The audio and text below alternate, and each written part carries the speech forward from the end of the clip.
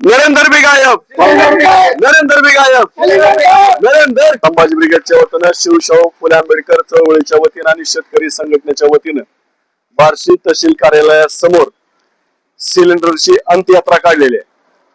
सिलेंडरची अंत्ययात्रा काढायची वेळ महाराष्ट्रातील जनतेवरती आणि देशभरातल्या जनतेवरती या सरकारच्या नाकर्तेपणामुळे आलेल्या आहे. सरकारच्या नियोजन शून्य कारभारामुळे आलेल्या आहे.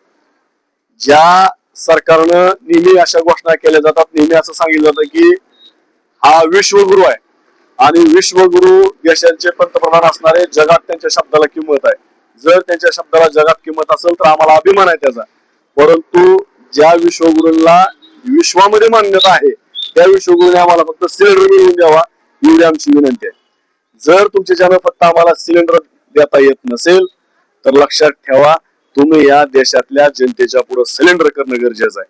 या देशातील जनतेला खरी जी काही वस्तुस्थिती आहे ती सांगणं गरजेचं आहे. कारण मागच्या 4 दिवसापूर्वी या राज्याचे मुख्यमंत्री फडणवीस साहेब असे म्हणले होते की गॅसचा तुटवडा होणार नाही, गॅस कुठेही कमी पडणार नाही, पेट्रोल डिझेल सुरळीत मिळेल.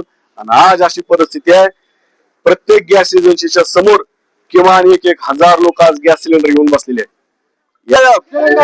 नरेंद्र भी गायब, नरेंद्र